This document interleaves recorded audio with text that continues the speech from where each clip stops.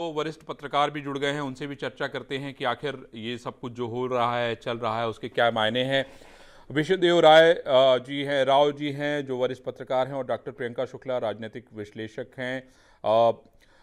दोनों लोगों का बहुत स्वागत है, विष्णुदेव जी और प्रियंका जी। विष्णुदेव जी, मेरा आपसे सवाल ये है कि इस समय की हम लोग जो तस्वीरें देख रहे हैं, प्रधानमंत्री नरेंद्र मोदी कोई भी काम बहुत झटके में, बहुत जल्दीबाजी में नहीं करते हैं। आपने देखा कि रिजल्ट्स आने शुरू हुए जब लगभग ये तय हो गया कि नहीं, एनडीए जो है 292 के आसपास पहुंच रही है और उनके पास पर्याप्त बहुमत है। उसके बाद प्रधानमंत्री का ट्वीट आता है और ट्वीट आने के बाद फिर प्रधानमंत्री जो है वो भारतीय जनता पार्टी के कार्यालय में आते हैं। तो आप इसको किस तरह से देखते हैं? क्या अभी भी कोई शक क्या सुबह है एनडीए सरकार के गठन में? अरविंद जी, आपने आपके साथ आपको सुनता तो रहता हूँ। डिबेट आज पहली बार कर रहा हूँ। बहुत शुभकामनाएं आपको भी। मैं इसमें ये जोड़ना चाहूंगा, आपकी आपने जो बातें बताई अभी मैंने सुनी। इसमें देखिए, नरेंद्र मोदी जी का स्टाइल ऑफ फंक्शनिंग और उनका काम करने का तरीका पिछले 10 साल में हम लोग देखते चले आए हैं। उन्होंने अपनी जो योजनाएं, जो संकल्प पत्र बीजेपी का बनाया था 2014 में भी, 19 में भी, और राज्यों में भी, उन्होंने उसको क्रियान्वित करने की कोशिश करी है। राम मंदिर के मुद्दे पे राम मंदिर उन्होंने बनवाया, सुप्रीम कोर्ट के जब आदेश आया तो उसके बाद उन्होंने क्रियान्वित भी करवाया। या बाकी यूसीसी की एक चीज उन्होंने संकल्प पत्र में लिखी है जो आगे क्रियान्वित भी करेंगे। लेकिन इस इतर इसके एक बात बहुत गौर करने वाली है कि ये जीत तो उनकी हो गई है, लेकिन उनको भी मन में ही थोड़ा खटास होगी कि उत्तर प्रदेश ने उन्हें क्यों नहीं जनादेश दिया। जी जी। उत्तर प्रदेश में जाति समीकरण जो 2014 और 19 में उनको वोट मिले थे, वो अब की बार जाति समीकरण की वजह से थोड़े बिगड़ गए। मुझे लगता है कि उत्तर प्रदेश में और पूरे देश में संगठन के स्तर पे काफी बदलाव होंगे भाजपा में आने वाले कुछ ही महीनों में। और ये स्टाइल ऑफ फंक्शनिंग गृह मंत्री अमित शाह, राजनाथ सिंह जी और नरेंद्र मोदी जी की है। इसी तरीके से आगे और अपने आप को सुदृढ़ बनाएंगे संगठन को, कि आने वाले समय में सम्माननीय श्री नरेंद्र मोदी जी, हमारे रक्षा मंत्री आदरणीय राजनाथ सिंह जी, हमारे गृह मंत्री श्री अमित भाई शाह जी, और यहां उपस्थित इतनी बड़ी संख्या में इस विजय उत्सव में आए हुए हमारे सभी समर्थक, कार्यकर्ता बंधु, मीडिया के मेरे साथी, प्रिंट मीडिया और इलेक्ट्रॉनिक मीडिया के मेरे साथी, और देश भर से टेलीविजन के माध्यम से जुड़े हुए हमारे करोड़ों कार्यकर्ता और भारत की यशस्वी जनता, आज ये बहुत ही खुशी का विषय है कि आज इस धन्यवाद मोदी जी को देने के लिए और विजय उत्सव मनाने के लिए इतनी बड़ी संख्या में उत्साह के साथ आए हुए हैं कार्यकर्ता। आप सब लोगों की तरफ से और भारतीय जनता पार्टी के लाखों कार्यकर्ताओं की ओर से सबसे पहले इस कार्यक्रम में मैं आदरणीय प्रधानमंत्री मोदी जी का हार्दिक अभिनंदन करता हूं, स्वागत करता हूं।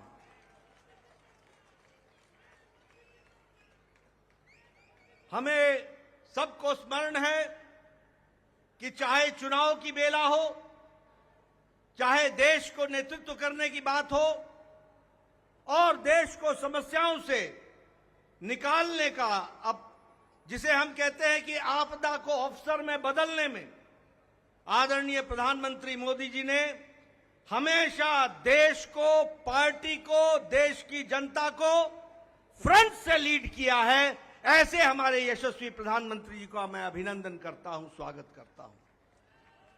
मैं आज सभी एनडीए के साथी दल और भारतीय जनता पार्टी के कार्यकर्ता, जिन्होंने अथक प्रयास के साथ पीछे कई महीनों से अथक प्रयास किया और एनडीए को जो जीत दिलाई है उसके लिए मैं साथी दलों का और हमारे कार्यकर्ताओं का और साथी दलों के कार्यकर्ताओं का भी हार्दिक धन्यवाद देता हूं और उनका भी मैं अभिनंदन करता हूं।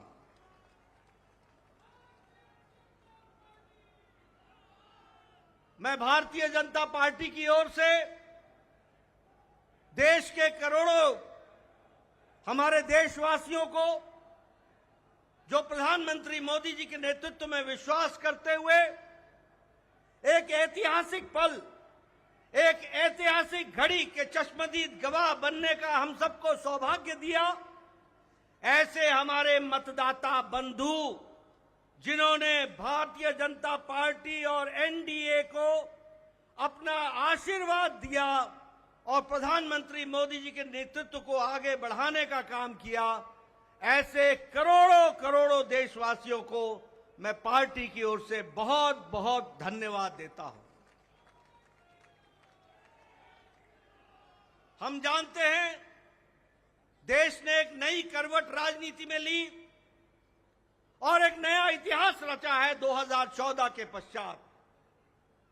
हम जानते हैं कि 2014 के बाद मोदी जी के नेतृत्व में एक मजबूत सरकार बनकर के आई, मजबूत सरकार, और हमने देखा कि इस मजबूत सरकार को 2019 में फिर से भारत की जनता का आशीर्वाद मिला और देश के चाहे कोई आपदा आई, चाहे समस्याएं आई, चाहे गरीबों के उत्थान के विषय थे, प्रधानमंत्री मोदी जी की नीतियों को फिर से 2024 में आशीर्वाद देते हुए इस ऐतिहासिक घड़ी को हम देख रहे हैं जब प्रधानमंत्री मोदी जी तीसरी बार लगातार प्रधानमंत्री बन रहे हैं। इस बात को भी हमने देखा, ये भी हम इसके अभी हम साक्षी हैं। मित्रों,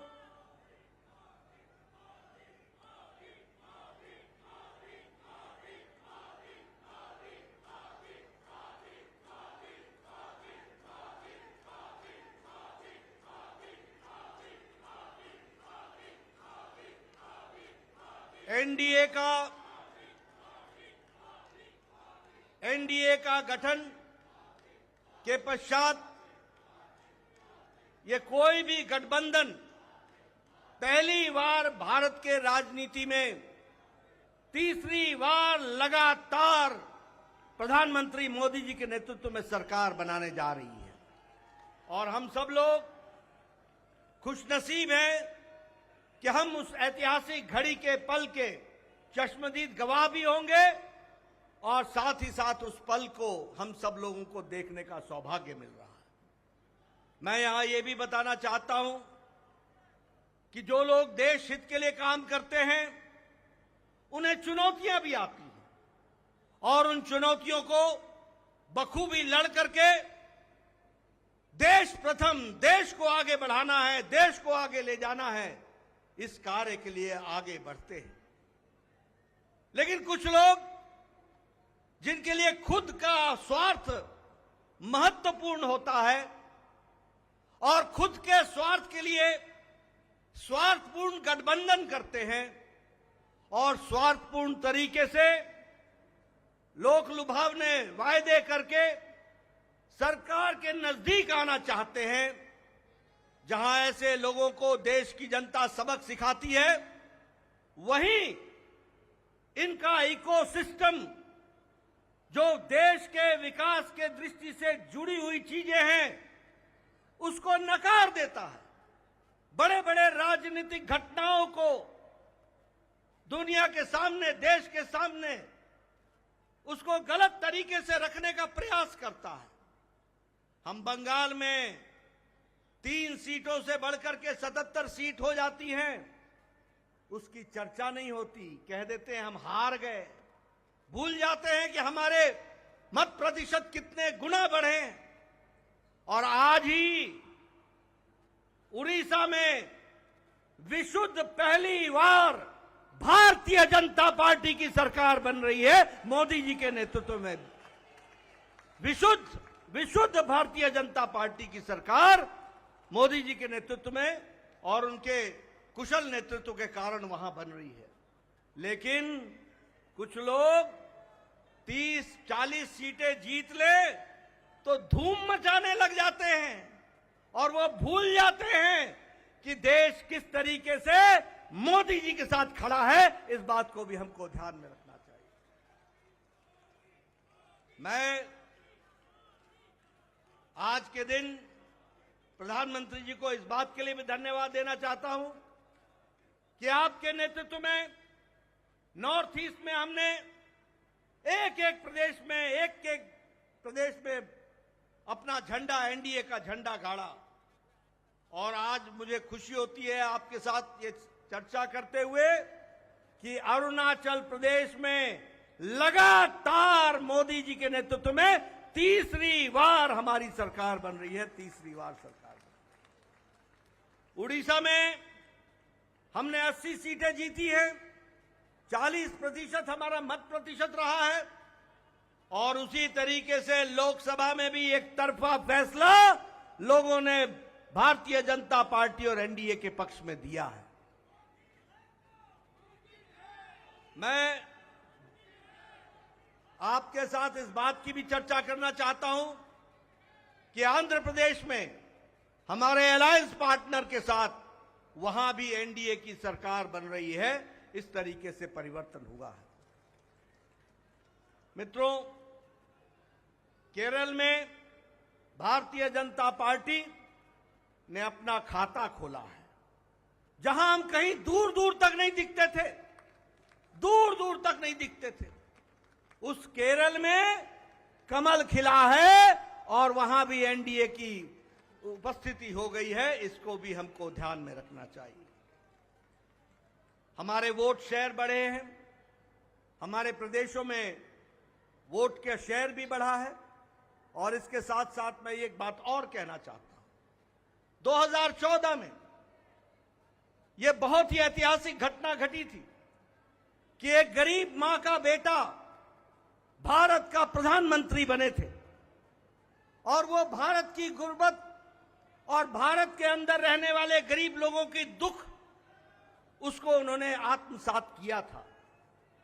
वो जानते थे गरीबी क्या है, वो जानते थे कि गरीबों का नेतृत्व करने की क्या आवश्यकता है, वह जानते थे कि देश को किस तरीके से आगे बढ़ाना है। और मुझे याद है कि 2014 में जब एनडीए की सरकार बनी तो आपने उस समय कहा था, मेरी सरकार गांव को, गरीब को, वंचित को, पीड़ित को, शोषित को, दलित को, महिला को, युवा को, किसान को समर्पित रहेगी और उनके विकास के लिए हम काम करेंगे। आज हम गौरव के साथ कह सकते हैं कि आज आयुष्मान भारत में 50 करोड़ लोगों को दुनिया का सबसे बड़ा हेल्थ कवरेज मिल रहा है और उनकी चिंता हुई है तो आदरणीय प्रधानमंत्री मोदी जी के नेतृत्व में हुई है। और आगे 30 में इस देश का कोई भी नागरिक जो 70 साल से ऊपर का होगा उसको भी आयुष्मान भारत का कार्यक्रम से जोड़ा जाएगा। इस बात को हमको ध्यान रखना। उसी तरीके से चाहे बहनों को गैस का चूल्हा पहुंचाना हो, गैस का सिलेंडर पहुंचाना हो, हर घर नल, हर घर जल, इसकी व्यवस्था करनी हो, हमारे भाइयों को, बहनों को बैंक से जोड़ना हो, ये सारे काम प्रधानमंत्री मोदी जी के नेतृत्व में हुई और गरीब की चिंता की गई, गरीब की चिंता की गई। मैं यहां यह भी कहना चाहूंगा कि जब प्रधानमंत्री जी ने 2014 में बागडोर संभाली थी तो भारत की अर्थव्यवस्था लड़खड़ा रही थी। भारत की अर्थव्यवस्था के साथ साथ बैंकिंग व्यवस्था ये बिल्कुल लड़खड़ाई हुई थी, एक तरीके से ढह गई थी। और भारत देश की अर्थव्यवस्था के साथ साथ बैंकिंग व्यवस्था जब लड़खड़ाई तो दुनिया में भी हमारी अर्थव्यवस्था की ताकत कम हुई। लेकिन प्रधानमंत्री मोदी जी के नेतृत्व में बैंकिंग व्यवस्था को मजबूती दी गई, अर्थव्यवस्था को मजबूती दी गई और बैंकिंग व्यवस्था के बारे में दुनिया ने भी सराहा कि आज भारत एक मजबूत बैंकिंग सिस्टम के साथ खड़ा है। और सबसे बड़ी बात यह है कि 2014 में हम 11वें नंबर की अर्थव्यवस्था थे, 11वें नंबर की। आज हम मोदी जी के नेतृत्व में सुदृढ़ तरीके से 5वें नंबर की अर्थव्यवस्था है और मोदी 30 में तीसरी बार प्रधानमंत्री बन रहे हैं। भारत की अर्थव्यवस्था तीसरे नंबर की होने जा रही है, इसको भी हमको ध्यान में रखना चाहिए। प्रधानमंत्री मोदी जी के नेतृत्व में गांवों को मजबूती मिली, गरीबों को ताकत मिली, दलितों को सम्मान मिला, युवाओं की आशाएं और आकांक्षाओं को पूरा किया, महिलाओं को सम्मान दिया और किसानों को मुख्य धारा में लाने का काम किया और वंचित पीड़ित लोगों को विश्वास के साथ आगे बढ़ाने का काम किया। ये 10 साल का परिवर्तन हम सब लोगों को देखने को मिला है। मैं यहां यह भी कहना चाहता हूं कि विपक्ष नकारात्मक सोच, नेगेटिव सोच के साथ काम करता रहा। कोई भी सकारात्मक 10 साल में कोई भी सकारात्मक योगदान विपक्ष का नहीं रहा है। और मैं तो यह भी कहूंगा कि अभी भी उनको गुमान है, अभिमान है कि देश में एक ही परिवार राज करने लायक है। यानी रस्सी आपने बारंबार जलाई, रस्सी जल गई पर बल नहीं गया, इस तरीके का इनका व्यवहार रहा है। मैं यहां यह भी कहना चाहता हूं, चुनाव के दौरान इन्होंने झूठ फैलाया, इन्होंने फेक वीडियोस निकाले, जनता को बरगलाने का काम किया, गुमराह करने का काम किया, जनता को एक तरीके से झूठ बोल करके वास्तविकता से दूर रखने में कोई कसर नहीं छोड़ी। और सबसे बड़ी बात यह है कि इन्होंने चुनाव में प्रजातांत्रिक मर्यादाओं को भी ताक पर रखा। प्रधानमंत्री मोदी जी के लिए अपशब्द कहे, गालियां दी, एक बार नहीं अनेकों बार। ये विपक्ष का बौखलाहट बोलता है, ये विपक्ष की खिसियाहट बोलती है, ये विपक्ष का बारंबार हार देखने के कारण ये नतीजा हम सबको देखने को मिलता है। और ये अवसरवादी गठबंधन यह जिस तरीके से काम करता रहा है, लोगों ने इसको बारंबार खारिज किया है और 2024 में भी इनको खारिज किया, यह भी हम सबको मालूम है। ये तीसरी बार हार का सामना कर रहे हैं और इसके कारण ये बौखला गए हैं। मेरी इनको सलाह है कि आप अब अपना आत्मनिरीक्षण कीजिए, सेल्फ इंट्रोस्पेक्शन कीजिए। समय आ गया है कि बारंबार आपको भारत की जनता क्यों आपको गिरा रही है, क्यों आपका साथ नहीं दे रही है, इसका आपको इंट्रोस्पेक्शन करने की आवश्यकता है। और मैं यहां यह भी बताना चाहूंगा कि गठबंधन एनडीए का मजबूती से मोदी जी के नेतृत्व में देश का नेतृत्व करते हुए आगे बढ़ेगा और देश को आगे ले जाएगा, इस बात का हम सबको विश्वास है। मैं यहां प्रधानमंत्री मोदी जी और आपके बीच में ज्यादा समय नहीं रहूंगा, लेकिन प्रधानमंत्री जी आपको मैं विश्वास दिलाना चाहता हूं कि एनडीए का एक एक कार्यकर्ता, हमारी पार्टी का एक एक कार्यकर्ता, जो आप हर पल, हर घड़ी, हर दिन, हर महीने, हर वर्ष पूरी ताकत के साथ देश की सेवा में जुटे हैं, मैं आपको विश्वास दिलाता हूं कि आपके नेतृत्व में एनडीए का एक एक कार्यकर्ता भारत को सामर्थ्यवान बनाने के लिए, सक्षम बनाने के लिए, आत्मनिर्भर बनाने के लिए, समृद्ध बनाने के लिए कोई कसर नहीं छोड़ेगा और आपके नेतृत्व में उसको हम सपना को पूरा करेंगे और हम विकसित भारत की ओर आगे बढ़ेंगे। मैं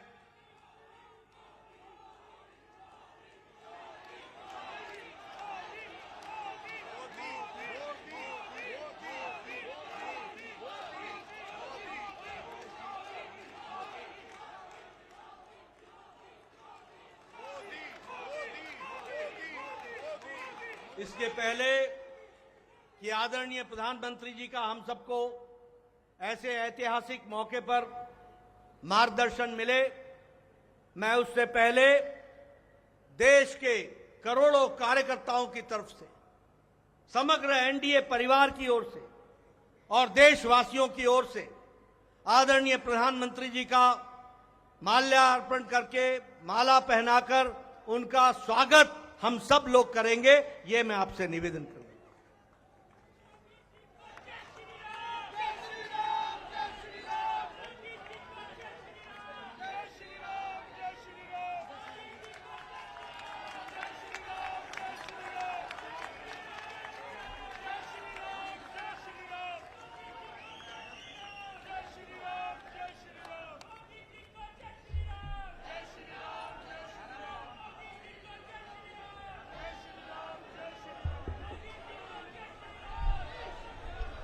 स्वागत है भाई, स्वागत है,